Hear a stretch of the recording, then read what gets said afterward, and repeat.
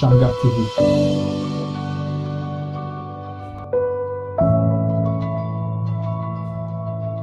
Shalom Imana bamugisha twongeye kubaha ikaze kuri Shamgar TV. Shamgar TV urubuga rwanyu rwo guhabwa umugisha no gukomezwa ndetse no kwiga byinshi byo mu buzima bwa Gikristo.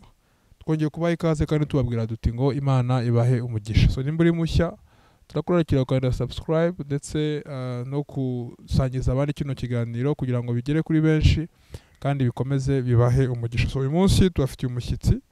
Ntabwo ari ubwa mbere aza kuri Shamgar TV ariko ari ubwa mbere tugiye kuganira na wundi ni Pasteur Emile Muvunyi. Shalom Pasteur. Shalom frère. Bakoze cyane kuba witabiriye ikiganiro cyacu kuri Shamgar TV, kuba witabiriye ubutumire bwacu. Kuri mbere na mbere Imana ibahe umugisha. Amen. Kandi murakoze cyane kuba mwitabiriye ubutumire. None se amakuru yanyu? Tumeze neza, turi amahoro. Imana ishimwe. Amakuru y'umwaka mushya mwawutangiye mute? Umwaka twawutangiye neza, watubereye umwaka mwiza kugeza aho amezi ageze yawo. Sava, turi amahoro. 2020 yagenze gute mu magambo make? Ni gute mwakalifiya 2020? Bo 2021 yarimo ibyiza n'ibindi bitari byiza cyane kubera icyorezo twanyuzemo cya Covid cyagiye kitubangamira mu buryo bwo gukorera Imana. Ariko watuberana n'umwaka mwiza ko twasoje amahoro turi bazima. Nta muri mu rusange umwaka watubereye neza. Okay. Uyu wa 2020 mwawutangiye neza? Oui, twawutangiye neza, turi amahoro, twatangiranye imbaraga, byemezo bishya. Imana ishimwe. Nta n'umwaka mwiza. Okay. Turashimira n'Imana resama Imana mwibarutse umwana w'umukobwa. Imana ishimwe cyane bakoze na mariage ngo yari muri confinement. So ni byinshi cyane twaganira kuri Pasteur Emile. Ariko se Pasteur Emile se ni muntu ki yize message yuze ubutumwa bwa William Branham ryari ninde wamubwirije kuri wa wundi wifuza kumenya histoire ya Pasteur Emile magambo make ndashaka ko utubwira tukumenye byimbitse. Bo urakoze frère ku kibazo cyiza. Nitse message le 28 décembre 2008. Le 28 décembre 2008 ubwo nabatijwe. Nari hano i Kigali nkora nari nsanzwe nsengera muri église ya ADPR. Hanyuma mwene data aza kudusura ahantu twari turi. Twabanaga na mwene data umwe wasengaga mu butumwa. Aza kumusura aparatira ibiganiro bagiranye. Nanjye turaganira ku ijambo ry'Imana. Ubusanzwe na mbere ko nizera ubutumwa nakundaga ijambo ry'Imana. Tuganira ku butumwa, tuganira ku ijambo ry'Imana. Nibwo rero namenye ibintu byinshi bishya ntari nsanzwe nzi. Bintera amatsiko ndabikurikirana. Uko ndushaho gukurikirana bariko ndushaho kugenda nakira umucyo mushya ntarinzi. Ni mwene data Ruvugiro Joseph. Yego. Niwe wabwije message wa mbere twaganiriye ku butumwa bwe. Imana mumugisha hari. Amen amen. Atukanda murekonesa cyane. Imana mumugisha mwinshi. Après nibwo atabonye umwanya kwerekanye gaheto amuhoza na Pasteur Olivier. Turaganira ibibazo byose namubazaga. Numva mbonye umucyo w'ibyanditswe, numva mbaye convaincu ko ngomba noneho kwizera. Iyo niyo départ yanjye. Nziza cyane Imana ishimwe. Kandi Imana ikoze ku bwabo ngabo. Muri ADPR warabwirizaga? Oui, narabwirizaga. Muri ADPR abamo uduce twinshi. Habamo amakorale, ibyumba by'amasengesho, hakaba rero n'umudugudu. Bo nari ntago nari ndirekoni n'umudugudu nk'umubwiriza. Ariko mu byumba by'amasengesho twarabwirizaga byaba iby'umudugudu, amakorale twarayoboraga ibyumba byaho tukabwiriza.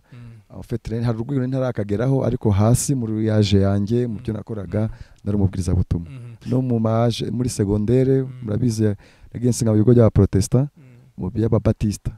Ababatista nayo eglise isenga cyane nabagamo nkorera Imana ndumubwiriza kugizageza rero nizereye ubutumwa. Wow, ni byiza cyane. Noneho mwizeye ubutumwa se pase niki kintu cya mu bintu byinshi mwagiye muvuga mwari muzi n'ubundi jambo ry'Imana niki kintu cyabakuruye kikavuga ngo none kingiki cyo noneho ndemeye mise nizera bino bintu cyo kintu niki? Frère ntago negeze ngorana kwizera ubutumwa nkuko njya ndeba rimwe na rimwe tubwiriza abantu ugasanga biratuvunnye. Na Joseph muvuganye ntago namugoye. Nari nsanzwe nzi ko nzi ubutumwa kuko nari umukristo ndetse ndumubwiriza ko nabibabwiraga.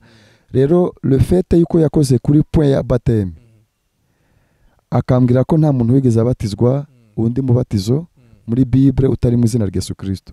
Nahise numva ibyo bintu bitabaho. Na confidence kumva ko hari ibyo nzi, ndebye mu byanditswe nsanga ntago ariko bimeze. Nahise nsindwa. Nahise numva vraiment aho ngaho icyo ngomba kugikira mu bikorwa. Nicyo cyanteye n'amatsiko kubaza ibindi byinshi. Umuhanuzi Branham we naje kumumenya nyuma, namenye bateme mbere. Après maze ibibazo byose bijyanye n'ijambo ry'Imana baransubiza. Hanyuma nza kubaza profete nyuma. Barambwira bati Branham ni umuhanuzi waduhaye ubutumwa twakubwiye bwose niwe wabuduhishuriye niwe wabutubwiye. Automatically nahise numva nyine ko ari umukozi w'Imana ntagemenya byinshi kuko numvaga mfite reference ya Bible nkumva birahagije. Kuko abantu benshi batenya ko nayoba kubera ko iyo ufite nabonaga mfite bagage byanditswe ngenderaho numvaga nta bwoba mfite. Imana ishimwe cyane. Merci beaucoup. Mwizera message no pastor imyaka 2008 byari byose ni kera imyaka irenze 10. 14. Aha ni myinshi cyane. Hari parcours mwagiyemo ndi kuvuga mbere mwabanje kuba umukristo mbere ko tugera kuri mwabaye pasteur. Iyo witegereje umunsi message muri 2008 wo wizera urebye entourage kora na message umunsi muri 2022. Oui. Eta message ni ese twateye imbere ese abantu basubiye inyuma. Icyo ni cyazo cya mbere cya kabiri uzazo propose na solution. Nimba ari byiza tubishime kandi dukomeze tusenge Imana yuko bikomeza bigatera imbere. Nimba ari nabi bise byafiriye hehe tubigenze gute? Solution pasteur Emile propose ni bo urakoze ku kibazo kiza umbajije. Ni ikibazo nanjye ubwanjye nkunda kwibaza. 2008 nkizera nubwo atari kera cyane ariko hari changement nabonye ugereranije n'uyu munsi ko dukorera Imana nuko tubona ukuntu abakristo basenga. Kiragiye abonaga abantu bafite crainte. Bafite ubwoba ukabona vraiment ko umuntu akorera Imana afite akantu kakoba bigatuma basenga cyane ukabona buri muntu wese ari sincere mu bintu harimo bitandukanye n'uyu munsi. Uyu munsi ubona ko abantu bataguye barasenga aho ukabona ka kantu kubwoba karagabanutse. Naje kwibaza ikintu kibitera. Ese abantu bapagani no kubera iki? Bo uko je igisubizo nihaye uko mbibona personnellement n'ubundi point de vue yanyu niyo dushaka. Point de vue. Naje kubona ko nuko abantu bakuze. Urabona ifite amakuru make ku kintu ugira curiosité ugira amatsiko akantu kose umenya ukishima ukanezerwa ukumvana ibintu bishya ukavufita amatsiko kumenya kandi comportement y'uwo muntu bitandukanye na wa muntu usa naho muri rusange yasomye cyane afite amakuru ahagije. Usanga rero ntekereza ko uburyo bw'uyu munsi akuntu abakristo mbabona barasa n'abantu bafite amakuru ahagije bize benshi kuko ama revelation menshi ubona ku bantu benshi bafite ama revelation atandukanye n'icyo gihe abantu benshi barakuze bwo nanjye ndimo. Ibyo rero byatumye iyo maturité abantu basa naho bagiye bagira igabanya ikintu nakwita zere nyinshi bari bafite. Nge niyo ni analyse yanjye. So revelation yagabanyije zere. Nge ndiko mbona basa naho bagize ikintu cya maturité. Uramubwira ukumva nta kintu gishya ntago yikanze nk'ikintu gishya amenye. Wamubaha amakuru ukumva ari nkasanzwe. Njya mbibona niyo tukubwiza mu nsengero nyinshi usanga rimwe na rimwe uvuga ibintu abantu bakumva ntabwo birasanzwe. Ugasanga bitandukanye nuko bavuga ngo baraguye ahubwo nuko ari nk'amakuru asa naho basanzwe bafite bazi bigatuma hari zeri gabanuka. Nicyo ngicyo ntekereza cyagiye gisa naho kimpinduka nagiye mbona. Pasteur est revelation yakagombye gutuma zeri gabanuka cyangwa se revelation yatumye dukunda Imana tukagira ahubwo zeri ku sindi kumva aho ngaho neza. Aho ngaho uryo nshaka kubyumvikanishamo ntago revelation ituma uva ku Mana cyangwa urukundo rw'Imana ntago bishoboka. Ariko hari ikikora. Hari ikikora kubera ko iyo umaze kumenya ukuri hari ubwoba bushira, hari umutuzo ugira, hari impungenge zigabanuka muri wowe. Umuntu ashobora kukubona agatekereza hari ko ufite impungenge nkeya bisobanuyeho ariko wenda waguye cyangwa c'est ni muri iyo sens cyo gukora none iki. Bo d'abord icyo gihe numva twabikoraho ntabwo ari bibi kuba abantu barasomye baramenye, ntabwo ari bibi, ahubwo ngewe inama numva nagira abantu nuko kutirara kuko twamenye ukuri, hari amakuru tubifiteho ngo tugende dusinzire.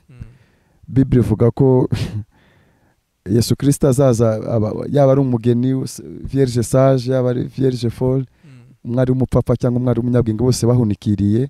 Nge numva inama natanga ariko tutahunikira ngo twirare tuvuge yuko twamenye ukuri, bitume udaterana buri gihe, utazinduka, kuko usanga rimwe na rimwe hari nk'ikintu profeta avuga cyuko amateraniro gihatangiye abantu bagomba kuhagera mbere ko atangira 45 minutes cyangwa isaha avant ukagasenga, usanga utwo tuntu abantu baragiye badutakaza rimwe na rimwe kubera kumenyera. Harimo wenda bakuze, harimo n'abandi bagiye babimenyera bakabifata nk'ibintu bisanzwe, aricyo kintu cyane cyaba ikibazo. Nginumva inama natanga aruko abantu batakwirara batakwirara ntibabimenyere, kuko Branham yaduhereza urugero rw'umugabo wavuye iwabo ajya ku nyanja kugira ngo ajye kureba iby'isi, yarasomye mu gitabo by'inyanja, ariko ngo abadesi yahuye n'umugabo w'umurobyi ubimenyereye. Akunda kuvuga ko iyo ni indwara ikunda gufata abakristo basenga, kumenyera ibintu. Rero muri make kare mu kantu dufite muri iyi minsi, muri rusange abantu benshi usanga bashaka kumenyera ibintu, ugasanga aje gusenga akaje kererewe, ugasanga si umupagani, ariko ugasanga nanone yabifasha ibintu nk'ibintu bisanzwe, kandi Imana ntabwo bayimenyera. Nako umuhanzi avuga ngo ntabwo sabiti pa avec Dieu, ntabwo Imana bayimenyera. Base wa noneho ubaye pasteur noneho. Nabaye pasteur. Ubaye pasteur, wari umu laïque simple, ubaye pasteur. Byagenze gute? Apelije gute? Utangiye gukorera Imana, umurimo wawutangiriye he mu église? Aha ngaho noneho tugeze. Bon frère Evi, mvugishije ukuri ntabwo nakuze ntekereza ko nzaba pasteur. Aho au contraire, kuko numvaga mfite don burya yo urayumva. Numvaga nazaba umubwiriza w'ubushake, nkaba umuntu wabwiriza nk'evangeliza, abwiriza ubutumwa bisanzwe, ariko nkagira ibindi bikorwa byanjye nkora biri ruhande, ntafite responsabilité zo kuba pasteur. Rero maze kwizera hari imbaraga navuga idasanzwe yamfashe, kubera ko byari bitandukanye n'ibitekerezo byanjye. Depuis 2008 maze kwizera ubutumwa, nari nsanzwe nkora mfite akazi, numva nk'undi muntu wese ukubaka hejo he hazaza, ariko maze kwizera ubutumwa nagize ikintu cy'inyota n'inzara yo kumenya ubutumwa, ku buryo nabonaga birenze ibisabwa. Impamvu uvuga ngo ni ibisabwa nuko nahagaritse ka kazi. Nahagaritse ka kazi cyane ko nabonaga ari akazi katampa umwanya uhagije wo gusenga, wo gusoma ibitabo, hanyuma biba ngombwa ko nkagahagarika, mfata gahunda yo kuvuga ngo reka nzikorere kugira ngo mbone uko njera igihe cyanjye. Ntago rero guhita nikorera kuko nari mfite capital ako kanya, nagomba kwishaka mu mutungo nari mfite. Ntago nahise mbona umukiriya w'umutungo wanjye ngo mpite nkora, nabanje gushaka credit kuri bank ntibyakunda, kiri umutungo ku isoko kugira ngo mbone capital nikorere, nabyo ntibyankundira vuba. Iyo myaka rero ntegereje ko bikunda, nari nicaye nsoma. Aho ngaho wari wamaze gusezera akazi? Oui, nahise nsezera akazi automatiquement. Gusezera akazi wikonsantra kuri iyo vocation cyane. Urumva kuva icyo gihe rero narasomaga ubutumwa, nagize umugisha ngenda mbona amabronchire atandukanye, mfite amatsiko, nabonaga titre imwe avuga ndayirangiza nzasoma ryari nzayisomera ryari, nkasoma amanywa nijoro. Kuva icyo gihe kugeza muri 2013 antuka nta kindi nakoraga, kwari gusoma gusa, uretse ko gusa 2011 nagizemo noneho ubushobozi, mbona umukiriya gerageza gushaka kwikorera, ariko ntabwo Imana yabikunze. Natangiye gukora nshyiramo credit ya bank, bihita vraiment bihagarara, ku buryo nabanje no kwibaza nk'umukristo, ndibaza ko ntajya ntanga icya 10, ko ntajya nsiba amateraniro, ko nkomeza gusoma malgré kuki bitagenze neza, sinabisobanukirwa. Ariko nyuma yaho aho ntangiye gukorera Imana nibwo naje kubona ko atari yari umugambi w'Imana. Rero kuza gukorera Imana noneho nka pasteur byaje bite. Okay. Byaje bite. Urumva natangiye gukorera Imana kujya ku gicaniro mu butumwa kubwiriza. Nkimara kwizera twakundaga kubwiriza bisanzwe, tuza gusenga mu cyumba cy'amasengesho hano kuri Shalom, tukahura n'abamama n'abandi baje gusenga. Nk'umuntu wahoraga nsoma, nirirwaga nsoma, nkagerageza gutanga ubuhamya buto ku ijambo ry'Imana, exhortation. Après bisa naho abantu baje kuremareka ko mfite impano, nyuma nza kuza kujya gukorera Imana, kujya gukora akazi ka business Gisenyi. Aho natangiye gufrequenter eglise ya Pasteur Patience. Aho rero niho Pasteur Patience akunda kwankuraja abantu kuza kubwiriza, gukorera Imana.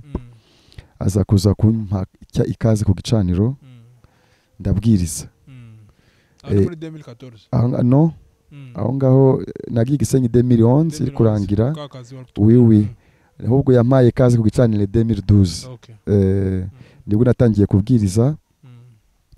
Bigenda neza kuko nabonye abantu banshimira ko byagenze neza, yaba na pasteur yaba na eglise. Ubwo kuva ubwo no pasteur akajya yananirwa akampashere, yaba yazindutse akansigira eglise. Nuko nkomeza gukora ntyo mbwiriza kuzageza igihe rero twatangira umurimo na ku Gisozi. Aho ngaho niho umukozi w'Imana Rwigamba Barinda ntumyeho, nyuma yo kumva ko nkorera Imana, kumva ko nkunda gusoma ibitabo, ambwira ko twatangira umurimo w'Imana hariya nkamufasha kuko afite umwanya mutoya. Nuko turatangira. Ubwo nibwo navuga ko natangira noneho ko gukorera Imana, noneho mpembwa ibaye noneho fonction. Kugeza igihe rero byabaye ngombwa ko nsohoka. Noneho aho nsohokeye abantu nababwirije, twabatije n'abandi. Nibwo nahise numva mfite ariko gakeya frere kansubira inyuma gakeya. Nta kibazo gakeya. Ndi Gisenyi naho mvana conviction ya ministere yanjye. Ndi Gisenyi muri 2013 mu kwezi kwa gatanu. Nagize vision. Icyo gihe Pasteur Patience akomeza yakundaga kuntuma hari abakristo bizeraga mu byaro by'umujyi wa Gisenyi, akantumayo nkajya gukorera Imana, nkajya kubwiriza, nkagaruka mu raporo. Rimwe ndyamye naje kubona inzozi. Mbona ndi muri ahantu mu cyumba, mbona umugabo yinjiye ansanga mu cyumba afite registre irimo rate, afite ikaramu mu ntoki irimo contrat. Aho rero niho mbona avanyemo contrat, arayimpaye ngo nsinye. Sinya contrat. Hanyuma akimara kumpa gusinya, nabonaga hasigayemo indi contrat. Kugeza aya masanya nkunda kwibaza iyo contrat y'uwo muntu wundi nabonaga asa naho azasinya, ntago namenye ngo ninde, ariko nabonaga kari nk'undi muntu uzamfasha. Hanyuma mpita nishima, ndavuga nti nyuma y'imyaka miremire gutya ntacyo nkora gifite izina, mbonye nsinya contrat. Uhereye icyo gihe ibyo mbifata nka komisiyo Imana yari impaye. Ntago byatinze koko muri 2013 uwo mwaka, nyuma y'amezi nk'atanu nibwo bampamagaye ku Gisozi. Maze kubona iyo vision.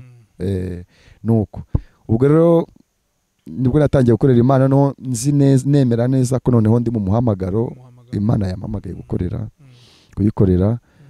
Aho rero nsohokeye ntangiye eglise. Hari abafrere bene data, hari n'abandi twari dufatikanyije umurimo w'Imana turatangira. Ubwo nuko nguko twatangiye 2017 Christa Bernacle kugeza ndetse n'uyu munsi. Rero hagati aho, mbere yuko mbona iyo vision, mbere yuko mpamagarwa n'umukozi w'Imana gusenga dutangire, ntago ntekerezaga ko nshobora kuzabwiriza bisanzwe, ariko ntari pasteur. Ariko aho bihereye icyo gihe nibwo naje kubona ko yari umuriro, yizere gukunda gusoma ijambo ry'Imana, amatsiko y'iby'Imana. Très important pasteur. Kandi na wa muntu uri muri twumva ufite uwo muriro, nawe hari ikimana irimo iramubwira. Ntabwo Imana irasoza guhamagara abakozi bayo. Pasteur, mbere ko tujya mu bindi nka pasteur, turimo turakora ikiganiro mu Kinyarwanda uyu munsi turi mu Rwanda turimo turabwira abanyarwanda nibyo nka pasteur umaze igihe marakorera Imana ufite conviction ufite umuhamagaro wawubonye umaze kutubwira experience umaze kutubwira histoire ndabyo umuhanuzi atubwira ko buri muntu aba afite histoire cyane cyane umukozi w'Imana so nihe nama wagira abakristo abantu bizeye message mu Rwanda nka pasteur watu baratubwiye analyse wakoze icyatumye wenda ndakeka abantu bayumvishe kandi Imana idufashe none nihe nama wagira wa mukristo yizeye message none ndagira uze kutujyana mu kiganiro cyo gukurikiramo bijyanye na actualité ariko mbere ko tujya muri actualité ibintu bigezweho nihe nama iri specific pasteur Emile afite ku mutima amazi imisi avuga ngo nakwifuza ko buri muntu wizeye message ya Abraham ntamugiriye inama bo frere vrakoze inama nagira umukristo wese wizeye ubutumwa no kuba seriye seriye nshaka kuvuga no kubwinjiramo cyane kuko iyi message itandukanye ngiye mfite experience mu idini nabaye muri ADPR nabaye muri Eglise Adventiste kuko mama no Adventiste niho nigiye Kodim uko bakorera Imana ndabizi bitandukanye rero n'ubu butumwa ubutumwa bisaba ngo abe ari ukuri realite bitandukanye mu idini bafite ukuntu mukorera Imana ariko mu kigare rimwe na rimwe ukumva bakorera Imana wajya ukabwiriza ariko mu by'ukuri kubwiriza ibintu nawe utumva neza cyangwa niyo Mana utabonye ubutumwa rero umwihariko wawo ubudasa ufite nuko uba ugomba kumva neza ibyo urimo kumva neza ibyo urimo kubyumva neza nuvuga ngo nukubanza kumva iyo Mana kubona iyo Mana niba uje wizeye ubutumwa kora ku buryo iyo Mana wizeye uyikoraho nicyo kintu profete yatuzaniye Imana ntabwo yari umuhanga watuzaniye teoloji yatuzaniye ibitekerezo bye n'indi yatuzaniye Imana rero nasaba ko asoma cyane ubutumwa agasenga cyane kugeza igihe ibintu asoma abwirizwa bimubaho nk'umwitozo ku giti cye nibwo bishobora kuba urufatiro ruzatuma atanyeganyega kuko ijambo ry'Imana ni ikintu kikwegizija gutakaza ubuzima bwawe bwite ubwa buzima twavukanye busanga uvuke bundi bushya kuvuka bundi bushya rero hari igihe usanga ubuzima bwawe busanzwe buhuye n'ibibazo n'ibigeragezo iyo rero nta mwitozo wa kimana wahuye nawo benshi baragwa cyangwa se bagahitamo kubibamo babyihishemo kuvuga ati ningwa nkavamo abantu bazanseka reka mbibemo nk'indyarya ariko ntubaha Imana nyakuri rero inama nge naheraza umuntu umwizera w'ubutumwa nuko antuka n'ubutumwa bufite ubuzima yabujyamo kugeza igihe yumvise ko icyo kintu kivugwaho ngo aho acyumvise agizanye umwitozo niyo Mana nibwo namura asira yuko atazabivamo ariko iyo bigiyemo biguru ntege umunsi ukabijyamo buhoro wenda ukajya mu isi cyangwa se ukabijyamo mu mbaraga nkeya ntabwo ugera kuri bite y'ubu butumwa nyirizina murakoze hari abavuga ngo mama namubabaza papa namubabaza ibyo ngibyo nicyo kigali urimo uravuga kandi ntabwo byakunda bo urabona ibyo nabyo ni bimwe muri ibyo hari inzitizi umuntu akora gundagura nazo yizeye ubutumwa swate yo wizeye ubutumwa papa atabwizera hari igihe usanga koko bakubujije cyangwa se bakubwiye batigira limite ariko nge ntago aho ngaho abantu banyumva baranyumva neza bagerageze kunyumva neza ntabwo nakwankuraje uwo muntu kugira ngo acika intege kwizera ubutumwa no kubushyira mu bikorwa kubera ko wenda papa yamubujije cyangwa mama yamubujije cyangwa umugore yamubujije cyangwa umugabo yamubujije ahubwo yakomeza profeta afite inama ajya atanga ko ukwiye kumukunda ukamwereka respect ishoboka ariko kandi ukumvira iki ijambo ry'Imana rivuga kuko iyo utaryumviye neza antuka rwose ndakubabwiza ukuri experience nke yamaze kumenya ubu butumwa utabaye seriye ngo ubukurikirane ugere ku ntego yabwo ntabwo bashobora kungukirwa nabwo bitandukanye na ya madine abantu bajyamo nka societe nziza cyangwa umuntu ajyamo yabonye umwanya oya nuko bijyamo neza kandi ari umwitozo wawe ku giti atari ibintu by'ikigare Pastor Emile wakoze cyane kandi abantu bose barimo barakurikira Shamgar TV inama bayumve kandi Imana ibafashe bayishire mu buryo kugira ngo n'ubundi ntibazayivemo kuko impamvu muratagiye ikintu kugira ngo n'ubundi agisoze sasa Pastor Emile uyu munsi tugiye mu mboni bigezweho uyu munsi turebesheje imboni z'ijambo ndetse n'imboni z'ubuhanuzi kuko turi abantu turi ubwoko bwakiriye umuhanuzi byose tugomba kubinyuza muri vision prophétique mu mboni z'umuhanuzi. Muri minsi ntibikirimo biraba ku isi selon prophétie. Ejo tuvuye muri corona ishize gatoya tuvuyemo tugiye mu ntambara ya Ukraine n'Uburusiya. Parce que ntibikirimo kuba ku isi nibikirimo bazosobanurira si ntambara ya Ukraine n'Uburusiya koko ni intambara gatatu y'isi selon vision prophétique. Ni iki umuhanuzi abivugaho tubanze duhera ngaho mbere yuko wenda nabaza n'ikindi kibazo. Murakoze. Ni intambara ya Ukraine na Rusiya nayo ndayikurikiranye cyane buri gitondo na nimugoroba ndabikurikirana. Smako tafite muraduha amakuru menshi kuri byo. Oui ndabifite makeya njya nkurikirana kubera ko profeta avuga yuko yabwiye Daniel ngo akurikirane cyane umwami w'amajyaruguru roi du Nord n'umuhanuzi Mareka arabimubwira. Ibyo rero profeta yagiye avuga cyane ku Burusiya ku buryo iyo Burusiya buri mu bikorwa runaka apare Israeli ikindi gihugu umugena akwiye gukurikirana cyane ni Uburusiya. Rero intambara ya Ukraine n'Uburusiya ni intambara mu buryo buri politike n'abantu bakoresha ubwenge bahita babona neza ari troisième guerre mondiale bateye ubwoba. Ariko ukurikije ubutumwa bw'umuhanuzi n'icyo umuhanuzi avuga ntabwo ariko bimeze. Ntabwo ari intambara gatatu y'isi. Ntabwo ari intambara gatatu y'isi ukurikije uko umuhanuzi abivuga. Umuhanuzi avuga precisement ahantu intambara gatatu y'isi izabera, akavuga n'igihe izabera naho n'ikizayitera. Rero muri ibyo byose ntabwo tubibona mu bibazo bya Ukraine n'Uburusiya. Urabona ibibazo bya Ukraine n'Uburusiya bavuga Uburusiya burabuza Ukraine kwinjira muri NATO. Uburusiya bukavuga ko yinjiye muri NATO umutekano wabwo waba uhungabanye, nibyo bituma batabijyamo. Rero ugereranije n'icyo umuhanuzi avuga kizatera intambara gatatu y'isi ntabwo ari ibyo ngibyo. Ntabwo ari byo kandi ntabwo no muri kiriya gicirimo siho igomba kubera. Niyo mpamvu tukurishije ubuhanuzi bw'umuhanuzi wacu, ubutumwa bw'umuhanuzi wacu ntabwo nahakana rwose yuko biriya nta bwoba bw'intambara gatatu y'isi burimo. Iriko none ibiki uko muhanuzi mwavuze ngo marayika yabwiye Daniel ndetse na marayika abwira umuhanuzi ko akwiye kureba umwami w'amajyaruguru w'Uburusiya. Bazi Bible bose bazi yuko umwami w'amajyaruguru ari Uburusiya. Tugiye yagwa yari na URSS yaje kuba Uburusiya nyuma. Noneho marayika Branham aba précis observer la Russie. Umunsi ukubona risirimo mu mouvement n'ibiki birimo biraba kugira ngo dusobanurire umuntu maze igihe na kubya observer n'ibiki birimo birajya mbere n'icyo tugomba kwitega. Merci. Uburusiya ibiri kuba ntekereza ko iherezo ry'isi rigira ibintu byinshi biriranga. Hari ibihuha by'intambara, Bible irabivuga, Yesu yarabivuze, hari intambara n'ibihuha by'intambara. Icyo ni kimwe. Ikindi cya kabiri navuga yuko profeta avuga ikibwiriza yabwiriza kita la douleur de l'enfantement. Ibise byo kuramukwa. Ntekereza ko isi nayo ari ibise byo kuramukwa kuko ureba buri gihugu cyose cyo kwisi gifite ubwoba. Ndahoze nsoma amakuru kabona ahantu hose buri wese afite ubwoba bwa biriya. Rero profeta avuga ngo kuri yakugira ubwoba batazi ikigiye kuba ni ibise byo kuramukwa, ni isi igiye kubyara indisi. Nabifata muri iyo sens no kugenda byerekeza juste ku herezo ryayo. Ariko en fait troisième guerre mondiale nyirizina rwose nkurikije ibyo nsoma nashobora kuvuga ntabwo ngiye mbibona ko ari iriya. So Pasteur Emile aravuga ngo Ukraine n'Uburusiya ntabwo ari intambara gatatu. Oya.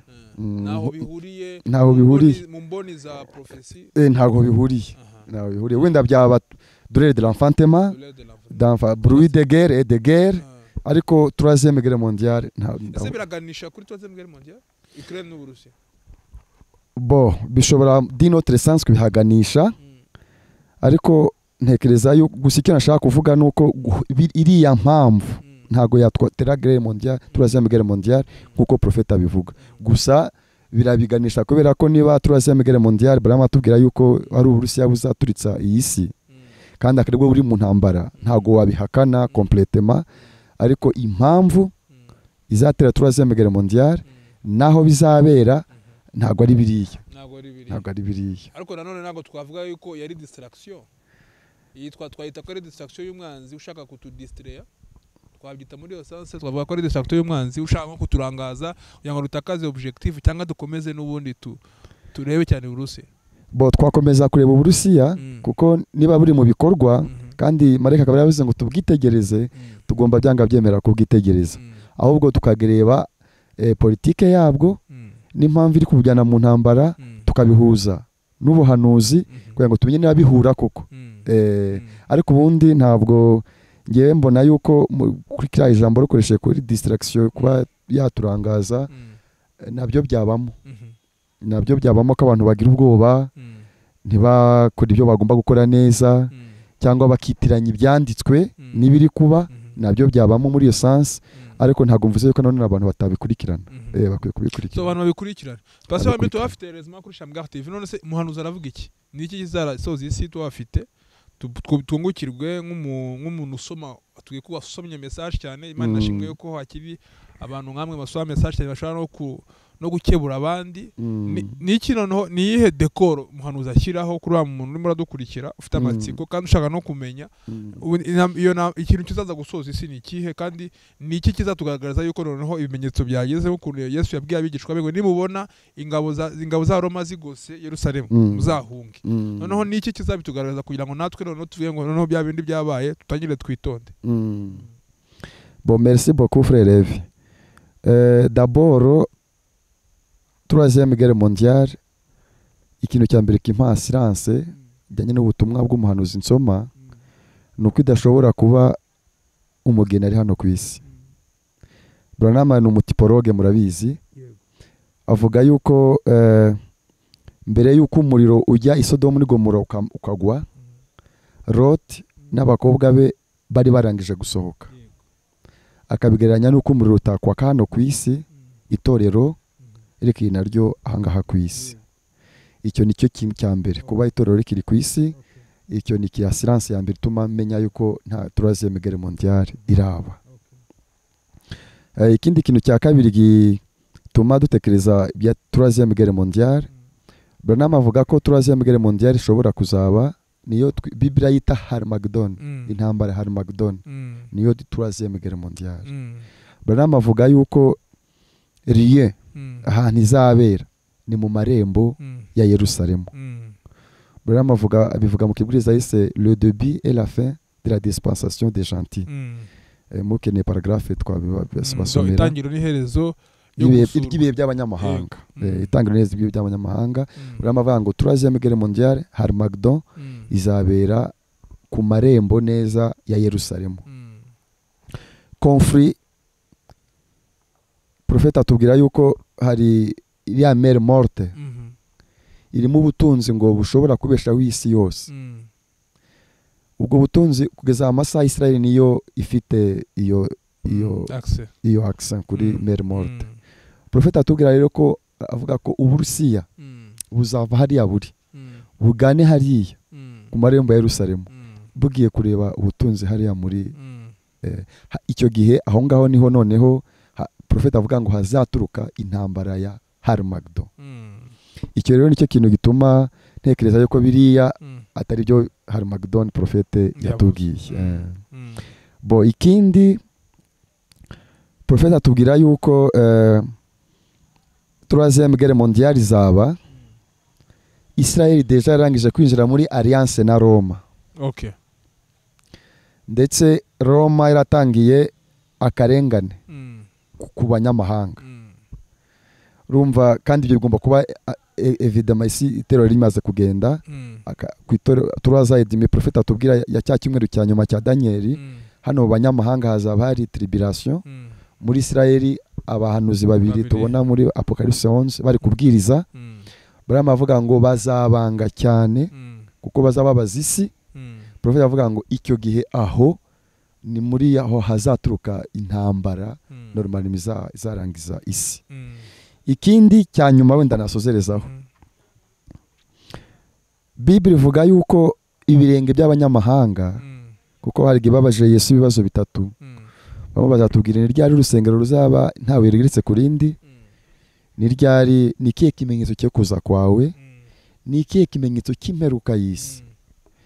Yesu yatanze ababwira ngo nimubona kukereka ikimeruka y'isi ariyo troisième guerre mondiale avuga ngo ibirenge by'abanyamahanga bizanyukanyuka Yerusalemu kuzageza ku iherezo ry'ibihe by'abanyamahanga. Ni ukuvuga ngo igihe tukibona abapalestiniye bakiri muri Jerusalemu ntabwo fin y'isi yari yagera, kuzageza igihe ibirenge by'abanyamahanga bizarava muri Jerusalemu yose yigaruriwe na Israeli, ko Branham arabivuga muri muri 67 muri Daniel avuga ngo Isaka na Esau bari hariya barakomeza gupfa ubutaka ngo ariko Isaka azabutwara, akavuga ngo insidire Seigneur azabutwara. Rero kuva batari hafata hose nta troisième guerre mondiale ya ufite naho ngaho sinzi niba usobanura bushoboye gusubiza igisubizo. Merci beaucoup. Aho niho hantera gutekereza yuko ibya Ukraine na n'Uburusiya atari byo nsoma mu butumwa muri message. Twabahamagaye ngo turebe iyo nambara mu mboni z'ubuhanuzi. Ese n'icyo ubuhanuzi buvugaho kugira ngo tube kanalize, kuko nkuko mwabivuze ntabwo twe tuhazarda dufite icyo umuhanuzi yavuze turebere kuri icyo ngicyo. Basaba muri munsi aramayelma mugiye mumbwira, ariko kibona turimo turagana no ku musozo w'ikiganiro cyacu kugira ngo turabare kure mugende. Hari tanasi ivuga yuko ibyo bintu byose byasohoye Eli na Moise ngo byasohoye mu murimo wa Frère Branham. Aravuga yuko donc bavuga yuko na levement nayo yarabaye, donc ngo nakindi dutegereje. N'iki Pasteur Amira avuga kuri iyo myizerere?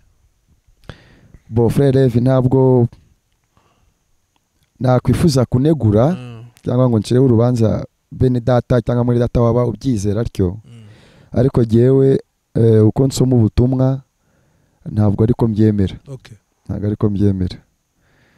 Profete nkizera nahuye n'icyo kibazo, naganiye na bene data bizera ubutumwa bwa Soto Santiago, nabo bavuga yuko Elia na Mose ari umwuka ukorera muri Soto Santiago, ko ari uzajya muri Israeli.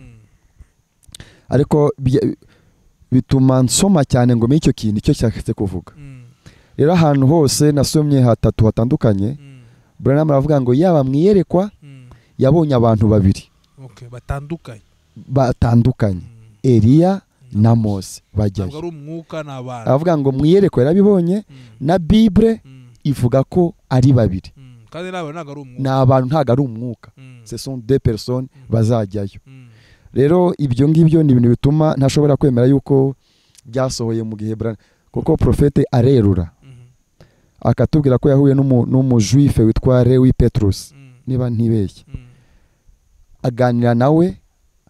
Lewi Petrus abona signe prophétique yo kumuhanuzi Branham, ya discernement spirituel.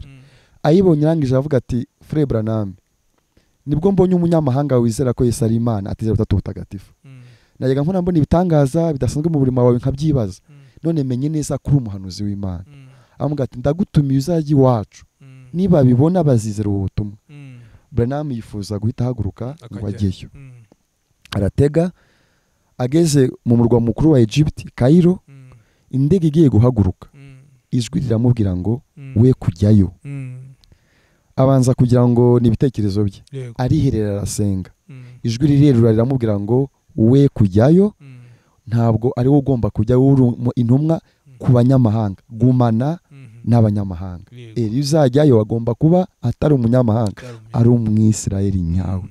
Profeta aramubwira avuga ngo uhereye icyo gihe nahise menya yuko bitandeba, bitantega itike nigira sinzi igihugu nibuka yavuze yahise ajyamo, ntabwo yongeye gukandagiza ubutaka bwe kuri Israeli. Rero dutegereje byanga byemera ko bagomba kuba, ntabwo ibyo ngibyo nibyo nsoma ahantu henshi hatandukanye. Nibaza rero ko ibyo byose nsoma ntabinyuzamo umurongo kugira ngo nemere ibitekerezo by'umuntu ambwiye ngo ni revelation yagize niki. Ntacyo twarisomeye. Ikindi kintu enlèvement ni ukubura, ni disparition, cyangwa nabyo bifite aho bihuriye n'iby'umwuka. Ko mwavuze ngo ntabwo bizaba épouse ikiri ku isi, ari hano ku isi. Iki bigaragaza ko épouse itari enlèvée ikiri hano ku isi. Ni biri litera ngo tubonesha amaso yacu no kuguma ku isi, cyangwa hari ni forme spirituelle turi mu kumwe n'uvugana n'umukozi w'Imana uyu munsi nabwo bafite. Urakoze Frère, urakoze cyane. Bo hari ukuntu tubona enlèvement muri Bible, kuko ntago umuhanuzi yagiye hirya ya Bibiliya. Paul abivuga mu Batesalonika ba mbere igice cya 4 murongo wa 17, avuga ukuntu enlèvement izaba. Aravuga ngo mwe kugira ubwoba abafite abantu babo bapfuye ngo bihebe nk'abatafite ibyiringiro, ko twebwe twizeye yuko Yesu Kristo azazura abapfuye agatanga uko izamurwa rizagenda. Akavuga ngo kuko umwami ubwe azamanuka ava mu ijuru, azavuga ijwi rirenga, ijwi ry'amarika ukomeye n'ijwi ry'impanda, hanyuma abapfuye babanze kuzuka, natwe tuzamuke tumusanganire. Icyo ni cyanditswe n'Umwuka Wera bivuze abihebwira Abatesalonika, ni ubutumwa, ni message yacu, ntago twareniya twahakana icyo byanditswe. Branham nawe abwiriza ikibwiriza kita enlèvement. Muri icyo kibwiriza umuhanuzi avuga neza ko marayika w'Uwiteka nako Kristo Yesu azamanuka agakora ibintu bitatu igihe ari kumanuka. Akora ibintu bitatu igihe ari kumanuka: ijwi rya marayika ukomeye, ijwi rirenga n'ijwi ry'impanda. Branham akavuga ngo ijwi rya marayika ukomeye ni ubu butumwa twizeye, kuko bwatuvanye mu madini hirya hino kubera iryo jwi rya marayika ukomeye. Duterana hamwe nawe kubera iryo jwi rya marayika ukomeye. Twese twaramubonye amenya ibitekerezo by'abantu, akiza abarwayi, l'ange puissant. Arangije profete avuga ngo nyuma yuko iryo jwi rya marayika ukomeye ribaho, nyuma ko uyu message baho, Branham avuga ngo hazaba ijwi rirenga.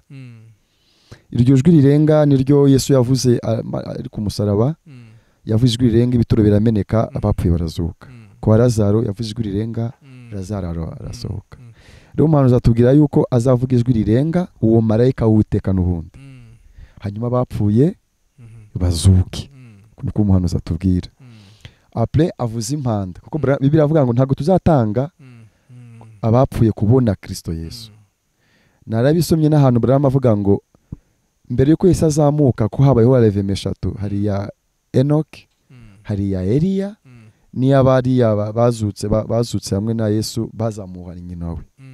Branham avuga ngo mbere ko bazamurwa babanje barazutse, hanyuramo 40 jours bagihura hagati yabo, nyuma baza kuzamurwa nyuma. Umuhanuzi aratubwira ngo ntabwo avuze yuko bazamara iminsi 40 abazutse bamaze kuzuka. Avuga ngo ahari apepre bizamara iminsi, tubanze dusabane nabo bapfuye, dukore nk'ibitekerezo. Niko profeta avuga ngo zaburi dimension très rapide, ku buryo tuzajya dukora nk'ibitekerezo, dusabane nabo ava yuko dusanganira umwami mu kirere. Tuzabanza kubona abapfuye hano, iyo periode izabaho. Profeta avuga ngo Sara na Aburahamu banyuze Yerusalemu, ahantu hose abantu barababona, bakongera bakadisparesa. Babanga ibyo bizirepeta, abapfuye mu buryo buri literal, mu buryo bufatika. Tuzababona twebwe abariho, tuzabanza dusabane nabo, babonesha amaso yacu. Wiwi wenda sintekereza ko ari uburyo buri naturel nkuko ndi kukureba, ariko tuzamubona, umenye ngo uyu nguyu ni runaka yarazutse runaka. Dukora nk'ibitekerezo de masiri rapide, nyuma yaho habone kubaho izamurwa. Mwe data frere ntabwo ibyo ndabibona, ntabwo ndabibona. Sinzi wenda niba tuzakura mu mwuka tukazagira tubyumva, ariko kugeza amasa ntabwo ndabibona. Ariko uri pre wenda biramutse ubonye ko nigwishyurwa, uri pre kubyemera. No frere guhishurirwa ni byiza, ntabwo Branham abantu ntugashyireho akadomo. Tugomba gukura umunsi ku wundi, ikintu cyose giturutse mu nzira ya Kimana gihura n'ibyanditswe, tugomba kukizera. Ariko kugeza ubu uracyategereje? Kugeza amasa ndacyategereje rwose. Urakoze cyane Pastor Emile.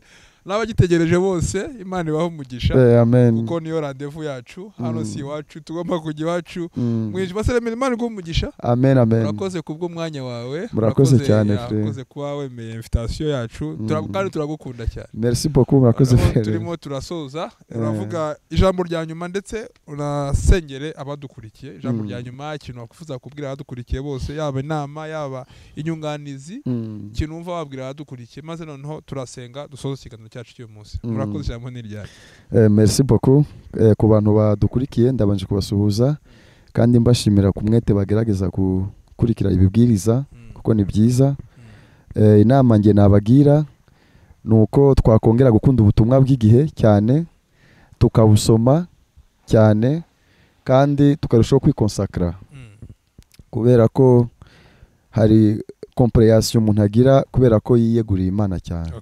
Kwikonsakra cyane, kuko muri iyi minsi iterambere risa naho rihugije abantu b'Imana. Ni byiza, tugomba gushakisha iby'iki gihe, tukatunga imiryango yacu neza, tukiga, ariko ntibidutwara umwanya wacu wose. dutwara umwanya wacu wose ku buryo dukora nk'uko bakoraga bubaka Yerusalemu. Bibiri tubwira ko akaboko kamwe kari karifite itafari kubaka kandi gafite inkota. Niko nakwifuza ko abantu bagerageza gukora, ariko kandi Branham arabivuga mu kibwiriza yise écoute savoir, kumva ijwi rye. Aravuga ngo gukora, kubirwa mu rugo, ngo kumesa imyenda ya kugira akazi ko mu rugo ke kukubuza gusabana n'Imana yawe. Ati yaba ufite voyage, wenda uri umushoferi cyangwa n'abandi, ntibikubuze gusabana n'Imana yawe. Yaba ari akazi uriho, ntibikubuze gusabana n'Imana yawe. Ye kugira ikintu runaka kikubuza gusa kibe excuse ati ngiye sinsabana n'Imana kubera ikintu runaka. Inama nabagira nuko twakomeza tugakora nibyo, ariko kandi tukagira umwanya uhagije gusabana n'Imana. Niyo nama numva nziza nagira abantu banyumva. Imana ubumugisha. Kadusengera badukurikiye bose. Murakoze cyane. Twasenga. Turagushimye Mwami wacu Yesu Kristo, Mana isumba byose. Tugushimiye aka kanya tugize dusubira mu magambo yawe. Iyo tuyasubiramo twumva twishimye, kuko tuyasubiramo nk'abantu bafite umucyo ku byanditswe, kuko wavuze yuko hazabaho umucyo mu gihe cy'umugoroba, kuko urabikora umuhanuzi wa baraza tuvana mu mwijima duhereza umucyo. Turagushimiye rero cyane Mwami ko imitima yacu itunganye, yejejwe kandi n'uwo mucyo w'igihe. Tugushimiye uyu mwanya tugize tuganira ku ijambo ryawe, kandi tugushimiye abana bawe hirya hino bakurikira iyi televiziyo kugira ngo bumve ijambo ryawe. Turasenze rero Mana kugira ngo buri wese wumva ubu butumwa ndetse n'ubundi bwose banyuzaho bube ubutumwa bububaka kandi bubakomeza ku mutima muri uru rugendo twatangiye.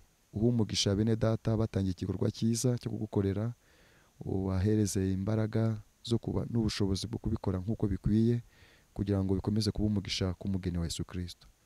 Niko Mwami dusenze twizeye ko byumvise, kandi komeza kudushyigikira muri murimo dukora. Tubyambaje mu izina ry'Umwami wacu Yesu Kristo. Amen. Amen, amen, amen. So murakoze kuba mwadukurikiye kuri Shamgar TV. Imana ibamugisha kandi mukomezwe n'ibiganiro tubagezaho. Shalom. Shalom. Shamgar TV.